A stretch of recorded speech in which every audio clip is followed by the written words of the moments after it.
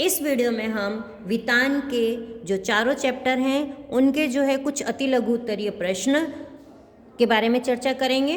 तो हर चैप्टर से आपको कुछ क्वेश्चन दिए गए हैं और उनके साथ में आंसर भी हैं। तो सबसे पहले हम देखेंगे कि क्वेश्चन नंबर 1 कि वाई डी पंत जी दफ्तर में किस पद पर नियुक्त थे। तो एक क्वेश्चन, ये इम्पोर्टेंट क्वेश्चन है कि वाई डी पंत मतलब यशोधर बाबू पंत जो थे वो किस दफ्तर में, वो दफ्तर के किस पद पर नियुक्त थे।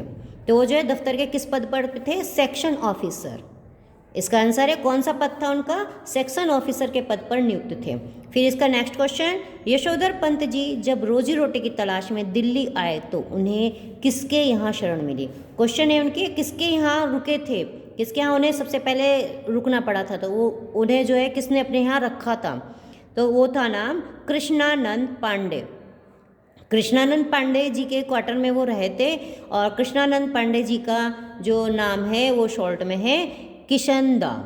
उनके क्वार्टर में वो रुके थे। यशोधर बाबू किस कारण से घर वापस जल्दी नहीं जाते थे। नेक्स्ट क्वेश्चन है ये, यशोधर बाबू किस कारण घर वापस जल्दी नहीं जाते थे। तो क्या कारण था वो? घर में पत्नी व बच्चों से होने वाले मतभेद के कारण। जो उनकी पत्नी और बच्चे थे घर में उनसे जो है उनकी नहीं बनती थी, मतलब मतभेद रहता था, तो इस वजह से वो जल्दी घर नहीं जाते थे। फिर नेक्स्ट क्वेश्चन है, यशोधर बाबू के जीवन में मार्गदर्शक की भूमिका किसने निभाई, किसने उन्हें रास्ता दिखाया था? किसने दिखाया था? कृष्णानंद या किशनदा ने, क्योंकि कृष्णानंद के यहाँ ही वहाँ रुके थे और जो है वही जो है उन्होंने ही आगे उन्हें रास्ता दिखाया था, तो उनका नाम किशनदा भी है। तो यशोधर बाबू ने, नेक्स्ट क्वेश्चन है ये, यशोधर बाबू ने घर पहुंचकर परिवारजनों को किस समारोह में व्यस्त पाया। जब यशोधर बाबू ऑफिस से अपने घर गए थे तो उन्होंने अपने घर वालों को किस चीज़ में व्यस्त पाया था? तो वो क्या था आंसर इसका? उनके विवाह की 25वीं वर्षगांठ पर, कि जो है उनकी शादी के 25 साल हो गए थे, तो वो समारोह घर में चल रहा था जिसमें उसने अपने घर के सभी लोगों को व्यस्त पाया था। फिर नेक्स्ट क्वेश्चन है, गिरीश का यशोधर बाबू से किस प्रकार का रिश्ता था। तो जो गिरीश था वो यशोधर बाबू का क्या लगता था, मतलब ये हो गया इसका। तो उत्तर है इसका उनकी पत्नी के चचेरे भाई, कि वो जो है गिरीश कौन था? उनकी पत्नी का चचेरा भाई था।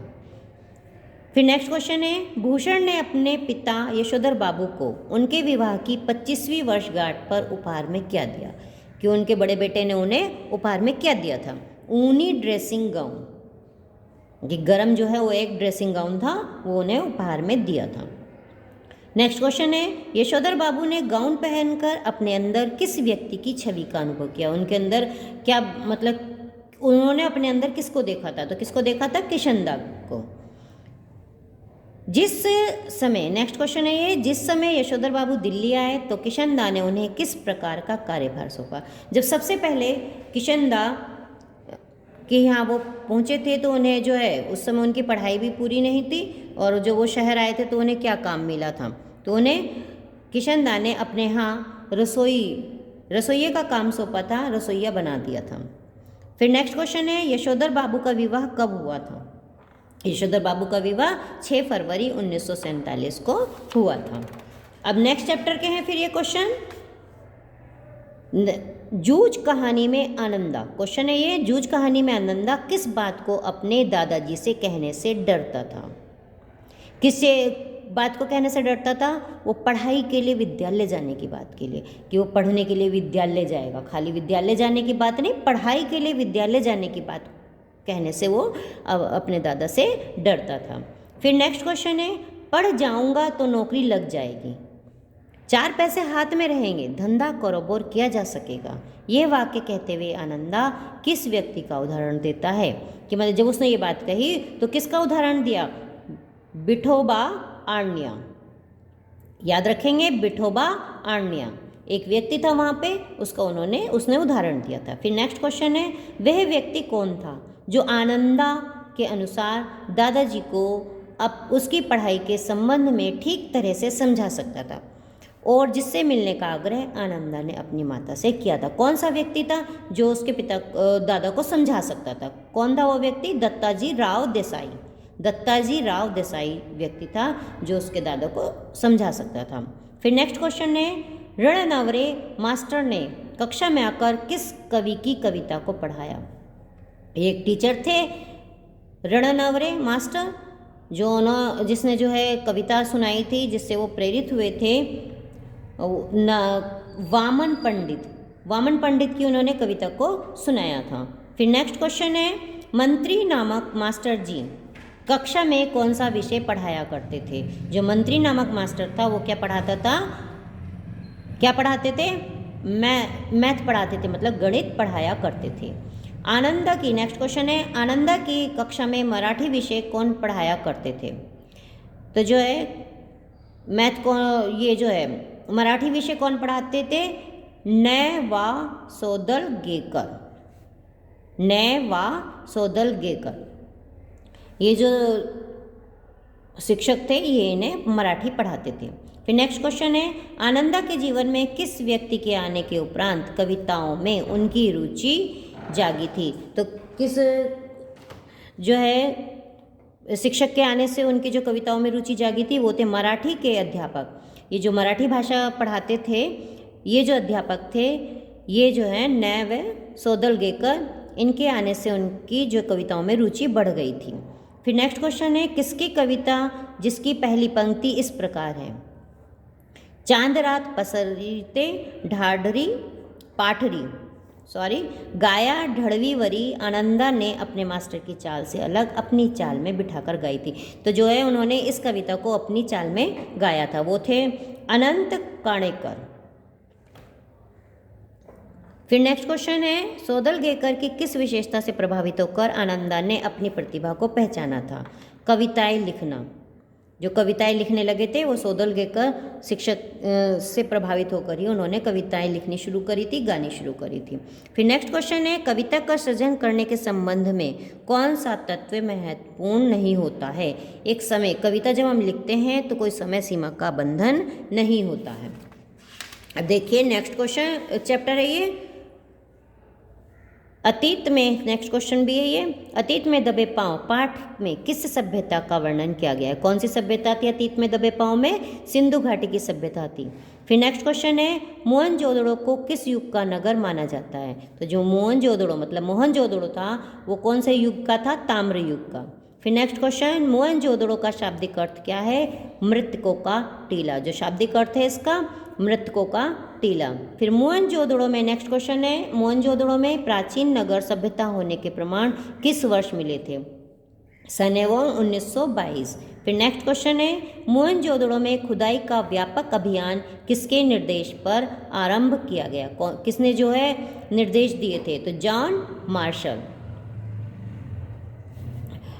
मार्शल के निर्देश में ये काम आरंभ हुआ था। फिर नेक्स्ट क्वेश्चन है, इतिहास इरफान हबीब के मुताबिक सिंधु घाटी सभ्यता के लोग किस प्रकार की खेती करते थे? वहाँ की जो सिंधु घाटी की सभ्यता थी वो रबी की खेती करते थे। फिर नेक्स्ट क्वेश्चन, मोहनजोदड़ो का नगर नियोजन निम्नलिखित में से किस व्यवस्था पर आधारित था? ये देखिए यहाँ पे मोहनजोदड़ो का नगर किस व्यवस्था पर आधारित था? कौन सी व्यवस्था थी जिस पर आधारित था? Grid plan. फिर नेक्स्ट क्वेश्चन, मेसोपोटामिया के शिलालेखों में मोहनजोदड़ो के लिए किस शब्द का प्रयोग मिलता है? कि कौन सा शब्द प्रयोग किया जाता है? मेलुहा। शिलालेख जो है मेलुहा जो है शब्द का प्रयोग किया जाता है। फिर नेक्स्ट क्वेश्चन है, मोहनजोदड़ो कैसे टीले पर बसा हुआ है? जो टीले थे वो कैसे थे? प्राकृतिक टीले पर बसा हुआ है मोहनजोदड़ो शहर।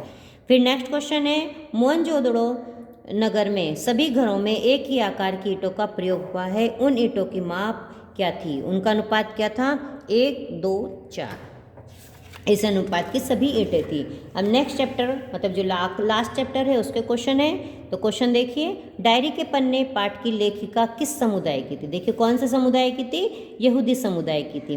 फिर नेक्स्ट क्वेश्चन, एन फ्रैंक अपनी डायरी किसे संबोधित करती हुई लिखती है? वो जो उसकी डॉल थी अपनी किट्टी को। फिर नेक्स्ट क्वेश्चन है, ASS के नोटिस आने के बाद लेखिका की आंखों के आगे कौन से दृश्य तैरने लगे थे? क्या क्या उनके आगे आने लगा था? तो उत्तर है इसका यातना, शिविरों के नज़ारे और वहाँ की कोठरियाँ उनकी आंखों के आगे घूमने लगे थे। फिर नेक्स्ट क्वेश्चन है, हमारे सीने पर चमकता सितारा सारी दास्तान खुद ही कह देता था, इस वाक्य में पीले सितारे का जिक्र किया जा रहा है वह क्या है? जो पीला सितारे के बारे में बात की जा रही है, पीला सितारा वो क्या है? वो है पहचान का एक चिन्ह जिसे हिटलर के शासन में यहूदियों को पहनने के लिए विवश किया जाता था।